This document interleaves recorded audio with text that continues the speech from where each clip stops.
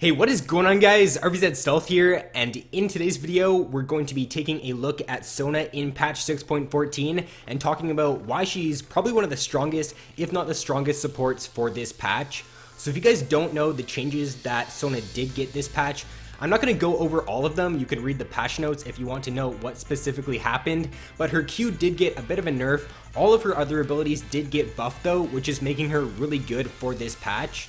So the main reason why Sona is really good right now is because once you do get a few items on her, once you get your core items, and once you do have 40% CDR, your abilities are on like a 3 or 4 second cooldown, besides your ultimate of course, so it just allows you to get so much healing out in teamfight. Your E also provides a really good utility for your team because your E is going to be on like a 3 or 4 second cooldown, and considering it does provide a 3-second movement speed buff now, it's just so strong for just chasing down opponents, for keeping your team really mobile in team fights. Her Q damage isn't like as good as it was before, but she still can provide some pretty good poke in the laning phase. I really didn't notice it too much, like the poke damage being decreased. You can definitely still like poke your opponents down and get a lane advantage by doing that.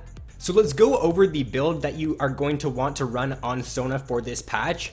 I think that right now, Eye of the Watchers is the better first item than Frost Queen's Claim. Now the reason why, in my opinion, is because you want to get to your core items as quickly as you can on Sona. The Ardent Censer item and the Athenes on her are just really strong items, and if you go like Sightstone on her and you go Frost Queen's Claim, then you are kind of like, you're not going to get to your power spike as quick as you could if you did go Eye of the Watchers. So I would recommend getting that item as like the first support item that you do pick up. Your second item, I would recommend going Ardent Censer most of the time. You could go for an Athenes, but I think Ardent Censer is the best second item on her.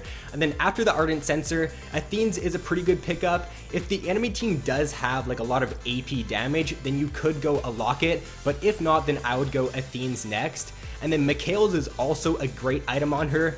Once you do have Ardent Censer, Athenes, and Mikhail's, the amount of healing that your W is going to provide is just absolutely insane. And you also do have a load of mana regen with those items. The mana regen on Sona just allows you to spam out your ability so much in team fights, and you're really not going to run low on mana unless it is like a really extended team fight to where it lasts like a minute or something like that. Then in that situation you might run out of mana, but most of the time you're just going to be able to spam all of your abilities whenever they are up and not run out of mana.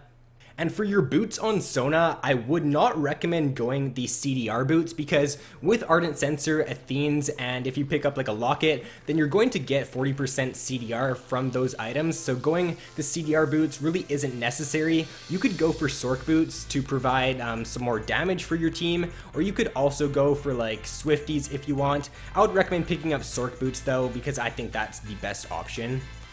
And then to finish off your build, it really just does depend on how the game is going. If you are like taking Baron and you guys are like about to end the game, then you could go for something like a Banner of Command to just allow you to push faster and to take down those last few towers. You could also go for like Frozen Heart if you need some more resist, because Sona is a very squishy champion, so getting a Frozen Heart would never be a bad idea if the enemy team does have a lot of AD damage, or if you are like really far ahead and the game is going pretty late but you feel like your team needs some more damage, then you could go Lichbane on her because the Q procs with the Lichbane actually does quite a bit of damage, so you could go that if your team is lacking some AP damage, or if you just feel like your team does need a bit more for those team fights. As for the runes on Sona, I would just recommend taking a standard AP page, being Ability Power Quints, Armor Seals, Magic Resist Glyphs, and then the Magic Penetration Marks. I think that you can't really go wrong with that page on any AP champion, and it definitely does suit Sona pretty well.